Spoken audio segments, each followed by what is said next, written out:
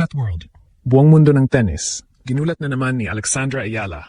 Hindi lamang rankings at panalo ang pinag-usapan ngayon dahil pati international media, official tournament organizers at milyon-milyong fans ay tila nakatutok sa bawat galaw ng Filipina tennis sensation.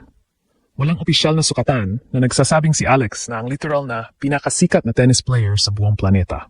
Pero pagdating sa kasalukuyang momentum, viral engagement at bilis ng paglawak ng fanbase, walang duda na isa siya sa pinakamainit na pangalan ngayon. Mismong US Open ang tumawag sa kanya na isang global phenomenon at isinama siya sa headline attractions ng Stars of the Open sa Arthur Ashe Stadium sa August 27. Mula sa historic Wimbledon run pagpatumba sa defending champion na si Iga Swiatek, hanggang sa pakikipaglaban kay Jasmine Paolini sa 4th round, ipinakita ni Alex na kaya na niyang sumabay sa pinakamalalaking pangalan.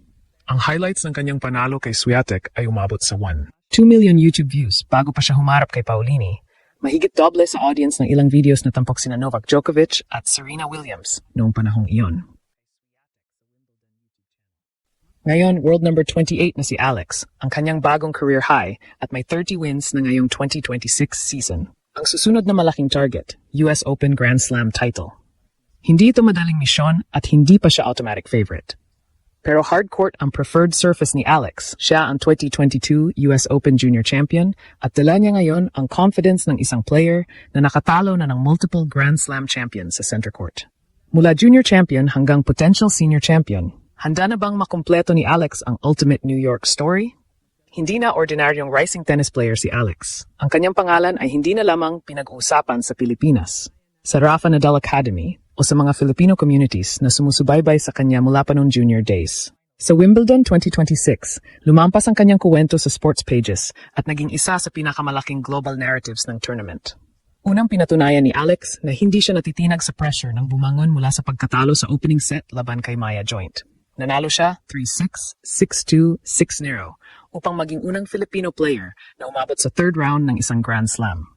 Sa halip na kabahan sa susunod na hamon, sinabi niyang handa siyang gawing mahirap ang laban para sa kanyang makakalaban, ang defending Wimbledon champion na si Iga Swiatek.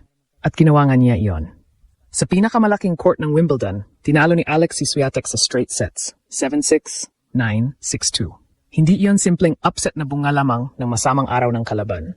Kinailangan niyang lampasan ang matinding first set pressure, iligtas ang mahalagang puntos at panatilihin ang composure laban sa isang 6-time Grand Slam champion. Ang resulta, unang Grand Slam 4th round appearance para sa isang Filipino singles player at isang career-defining victory na agarang kumalat sa buong mundo. Dito tuluyang sumabog ang popularity ni Alex. Inilarawan ng Reuters ang kanyang emergence bilang isa sa mga pinaka-compelling na kuwento sa women's tennis. Napansin din ng International News Agency ang malalaking crowd na sumusunod sa kanya sa Grand Slams, hindi lamang dahil sa kanyang fearless left-handed tennis kundi dahil sa kanyang genuine at approachable personality. Mas matindi pa ang naging paglalarawan ng The Guardian. Para sa kanilang Wimbledon report, kulang na raw ang simpleng pagtawag kay Alex bilang fan favorite dahil isa na siyang massive star kahit hindi pa siya nakararating sa Grand Slam quarterfinal. Bago pa magsimula ang kanyang laban kay Jasmine Paolini, 1.2 million views na ang highlights ng kanyang panalo kay Swiatek sa Wimbledon YouTube channel. Mas mataas iyon kaysa sa ilang videos na tampok ang global icons na sina Djokovic at Serena Williams. Hindi nito automatikong pinatutunayang si Alex ang may pinakamalaking worldwide fanbase kumpara kina Swiatek, Coco Gauff, Aryna Sabalenka o Naomi Osaka. Pero malinaw ang isang bagay. Sa bilis ng pagtaas ng kanyang relevance, engagement at mainstream attention, kakaunti ang tennis players na kayang tumbasan ang kasalukuyang momentum niya. May unique advantage si Alex na hindi madaling kopyahin. Bit-bit niya ang isang bansang mahigit 100 milyong tao, ngunit wala pang established tradition sa elite singles tennis. Bawat panalo niya ay hindi lamang dagdag sa personal record, national history agad. Kapag nanalo ang isang established champion, malaking sports story iyon. Kapag nanalo si Alex, parang may bagong pinto na binubuksan para sa buong Pilipinas. Kaya makita ang impact maging sa kanyang pag-uwi. Isang packed crowd ang naghihintay sa Glorieta Activity Center para sa kanyang July 15 homecoming fan meet. May mga banners, photographs at supporters na maagang pumuwesto upang makita at makausap siya matapos ang kanyang Wimbledon campaign. At hindi lamang Filipino supporters ang kumikilala sa kanyang star power. Isinama siya ng US Open sa 4 na headline players ng Stars of the Open exhibition kasama sina Hall Fonseca, Iva Jovic at Lerner Tien. Tinawag ng official US Open announcement ang grupo bilang sa pinaka-exciting young stars sa tennis at tahasang inilarawan si Alex bilang isang global phenomenon. Napakalaking statement nito. Hindi basta isinama si Alex para magkaroon ng Filipino representation. Inilalagay siya sa Arthur Ashe Stadium dahil may proven ability siyang humatak ng audience, gumawa ng memorable moments at magdala ng energy sa isang major tennis event. Dito nagiging makatotohanan ng panibagong tanong. Kung napatunayan na ang kayang-kaya niyang talunin ang defending Wimbledon champion at labanan ng dikitan ang isang former Grand Slam finalist, gaano na ba talaga siya kalapit sa senior Grand Slam title? Ang target na US Open Championship ay napakalaki, ngunit hindi ito basta gawa-gawang pangarap. May Tennis Foundation at existing evidence kung bakit ang New York ang maaring maging pinakamagandang Grand Slam venue para sa susunod na malaking breakthrough ni Alex. Una, hardcourt ang nakalistang preferred surface ni Alex sa kanyang official WTA profile. Sa parehong profile, makikita na umakyat na siya sa world number 28.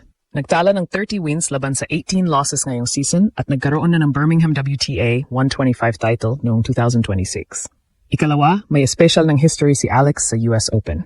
Noong 2022, tinalo niya si Lucy Havlikova, 6-2, 6-4, upang maging unang Filipina na manalo ng Junior Grand Slam Singles Championship. Tinapos niya ang buong tournament nang hindi nawawala ng set. Ibig sabihin, bago pa siya maging international professional star, napatunayan na niyang kaya niyang mag-perform sa New York conditions at dalhin ang pressure ng championship match. Siyempre, napakalayo ng junior championship sa women's singles title. Sa senior Grand Slam, kakailanganing manalo ng 7 matches laban sa pinakamahuhusay at pinaka-experienced na players sa mundo. Maaring makaharap niya sina Sabalenka, Gauff, Swiatek, Rybakina, Paulini o iba pang dangerous hardcourt contenders. Hindi rin dapat kalimutan ang mga bahagi ng laro ni Alex na kailangan pang patatagin.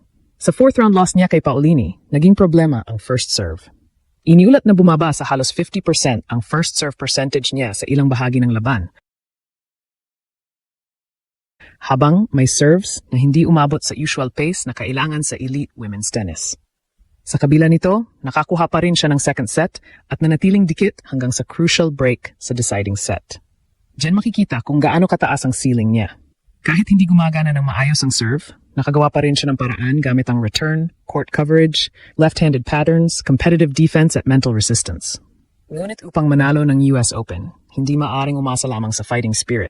Kailangan niyang maging mas consistent sa first serve, mas mabilis kumuha ng control sa neutral rallies, at mas mahusay na isara ang service games matapos makakuha ng lead.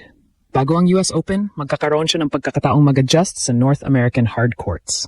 Nakatakda siyang sumabak sa Mubadala City DC Open, isang WTA 500 tournament sa Washington mula July 27th hanggang August Tour. Bahagi ito ng official hardcourt swing at kabilang si Alex sa field na itinampok ng WTA kasama ang iba pang malalaking pangalan. Mahalaga ang Washington hindi lamang para sa ranking points.